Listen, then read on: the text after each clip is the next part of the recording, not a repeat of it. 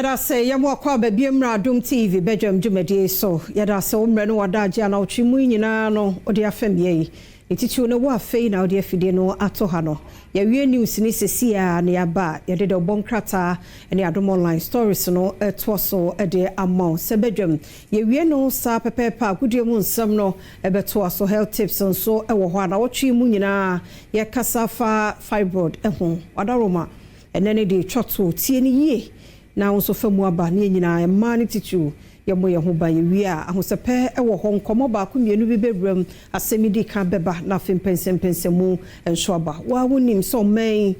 ai ye twajo fi se ye busua ne adofo mpanimfo papa bi enene won mo edafo munti amoma ne nyina ye din tuntum bia na che se ye no a na eguso a ye kai ye ho radio for 97.1 yamamwache yamamwakwaba yada asemo mre no madaje yebebie phone lines no eja rahosem yi na eja wonso de nkranhyensem bi ne arechechinsem ne ya konsem ama abusua ene omanmu ni nyina nti mre no so a yebebie midi yafia amankwa tamaklo ene owura na aseyampofu ajeyi ene fiada no pei ejina ha awinade memwache Majos mini aba. Ebi abokode. Nyame adom. Isa hwiye na naja. Ye behwe kakra ye afomu de ani agya de aka no. De matwede ampo Nyankopon sanse nipa obabi a obitima ya kodu. Ya aka nyina ye nyame asem. Nse nipa ati ahwe no. Afi mu nko akwa de ye mu nkompo kwechira afi mu nko ano. Ba nimdie sika ahofe adoma chede no nyade a komo obi chen ye bebre. Nti adom bi keke na adom so da so ti asenti. At any point in time they will be na no akasa they watchra de niye bi a wuye bia no praise before you me say me nya to da o say asembi ara mekano adi bi ara meye enka ese o say upisa wo say ebeye urade fe eno anu no adi bi a wuye bia so that bia de won kan hyemu ebesie no ehwimu sa anu a no nsampa bo bre bia eso Nyankopon ni to ye safe enti sa na o say me ye na maya eni ma nya anye nenam say obi anim bre ne donkra ne bre beso nti no pay futu e de ma wa no say ya hweye na ebo bre ye as if say e your last moment in life say bre ne wo mu no enyi say bre papa sa Nyankopon na hwe so na onkra mobo okay ye de obonkrata na Adom online stories na bre na ni nyina ni gina we mu hye ye kote hwe ye ya ma ne abusua papa bi ya hwe wo mo nti em say esi ye mie huma no madaroma oba ya konsem eni arechichensem na de ama abusua na de ama oman no fi se we no omu abusua na nso eyomamu ni nyina busua ana ye japade na ekwentu ba no ayi brief na afia minya kwanya ne Dr. Frank Amwako hini din ko mo late in the night on mami account of asantemantemu swafo account of the akoso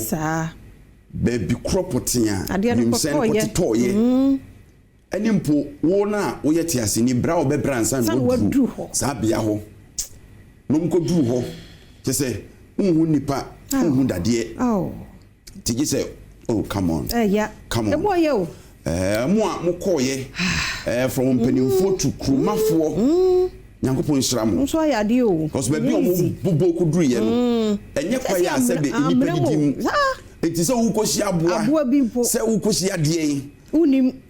nyame nko a so mde akukuduro 19 mura no mu akuduru baby awemhyɛ no kotoye om koduru ye inipa ahye enso wo se yesese bibi sabio Edin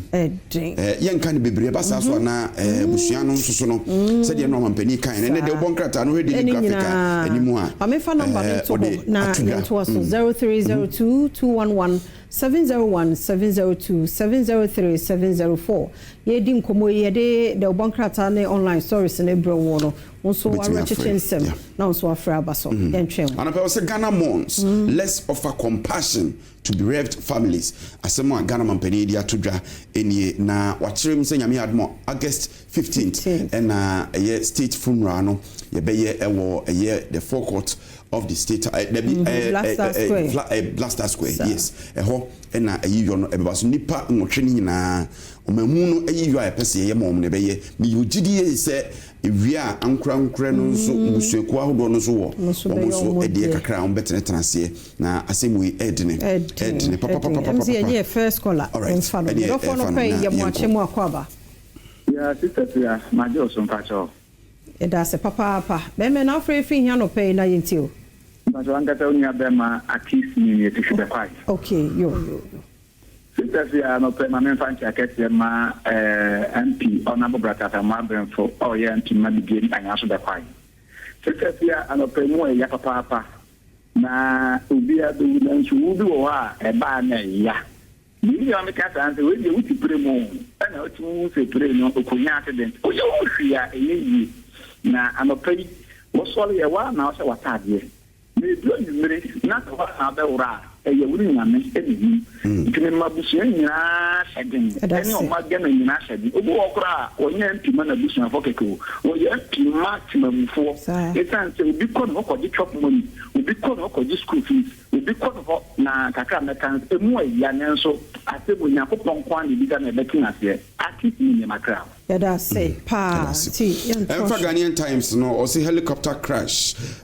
President leads Flower Lane 3-day mourning for victims begin. Na say enra na nansa yes was say yemfensu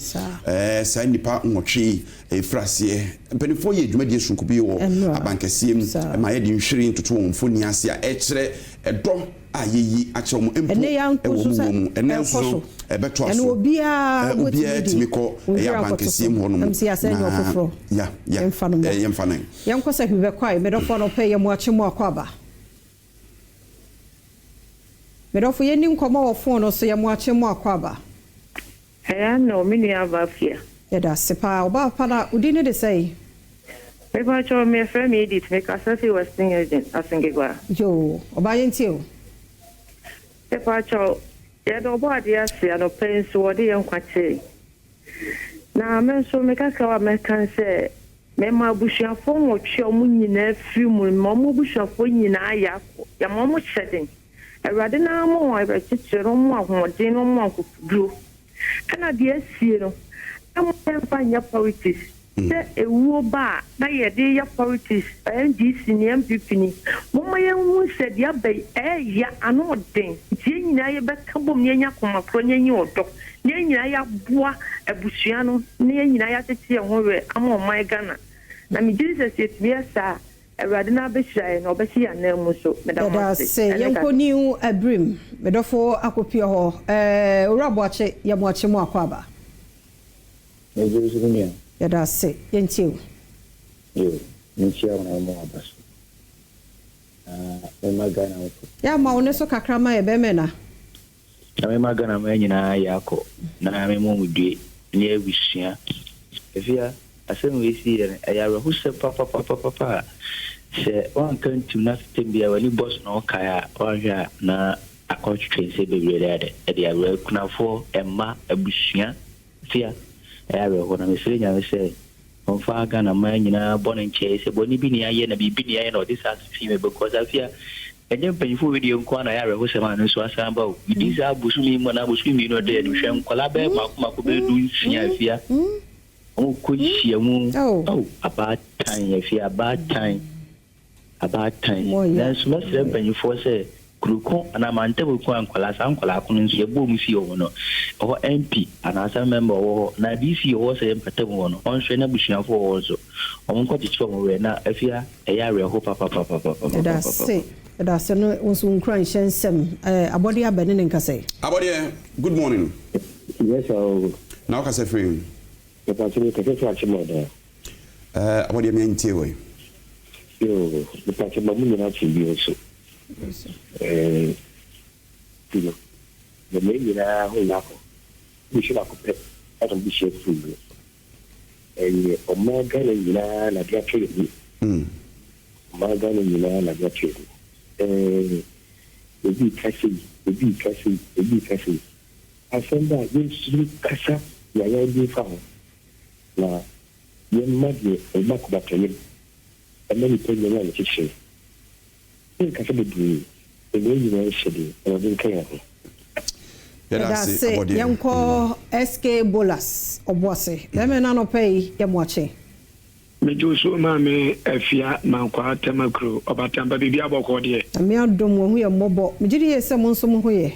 wo general wo na aba sa we ye odehye SK Bolas nyame ene hene e wade nyina mudodu obwase coffee krum anopede be me nyina ya ho yakọ nyama omagana yakọ nyama NDC fonso yakọ nyama NPP fonso yakọ esanza asemu we ya abano enye NDC nkwa na enya eye omagana mu anenya ana ye behye abusua na adehye nyina afimu so yakọ omushi omodren esanza asemu ya nka nhyimu da se asemu we ebeto omagana atuye dia ebeje hu nyina awre ye NDC ebi bi ato nchen ni adwen wona atoro nchen no ato mu no omubusua omoyere omuma esanse dia ato mu yi ebetumi ato me ya anyomo ho ni ya nkale go moko yeri ya manyo sema ahwade abade beba no onyo bebusan no pade nyame hyamo onka mo ho we ye SK Bolas that's it pa saka one also Saka, good morning. Good morning, Mamponi Abranje. Now where then? You are doing here, Pa Midiani Saka one, because a free as in Kigwa Manfi West. Okay. It's a fear also small watching. The media, me back should be a some can say, God bless Ghana. Minia, assembly, I see no.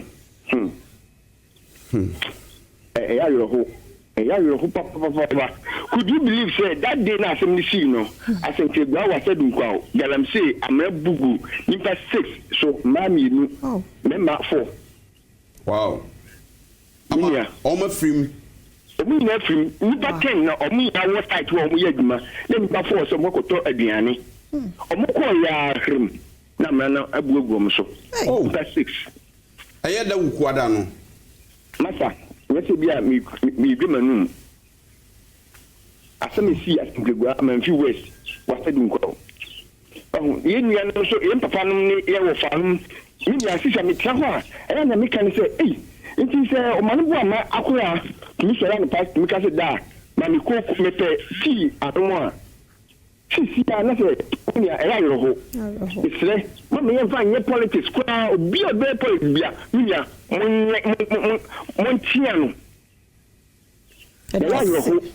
okay that's what you sorry agare ababe ye duma magana ban Ghana yakupon from nche baby Ben Abaso Benjamin Pepra Ben no pay ye mwakwaba Joseph Ifia that's it yenti oben yeah, I'm sure if me do it, none of myself, none of my say, I can always quantum point. So now, if they fear me up and propagate, I can say, send him see corner a idea, ye na her now for send him see corner best or more addition from next and more shutting. Now, almost me and more dear and show Suna BPA, soon to me and cost Suna BPA, and come on, you meet Madame Papa.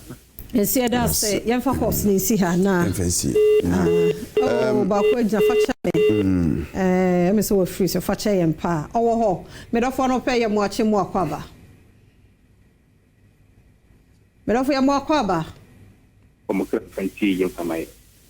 one no ya nte papa salifu ye mo akwaba ye na mame ya da se na wo free free here no pe especially kunsu kokoti esu amankran so okay pacho yentio yes so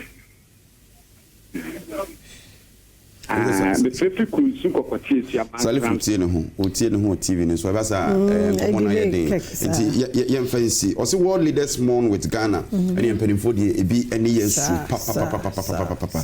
enya asem keto ankre fra ma no ne eba na tese enough from we Gem act swiftly after tragic helicopter crash. And on Godfrey Oparijan right, Dr. Maneboama was a unique personality. To say, say program na anko mo call was no. Nti asem we see no. Obi akora ni program no nko biem. enso na ka dwumadie so nko no kura o dabi ba yenim say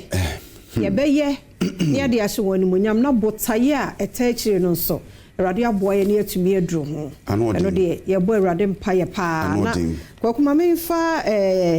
foforo wadomonline.com se me ka say ye bi nkrata mu e wo miamia ahodo environment ene defense ene Jubilee House and book of condolence and himpo bi eno obetumi akosa ba adomonline.com I know so egu ahase na fe forces mpanifo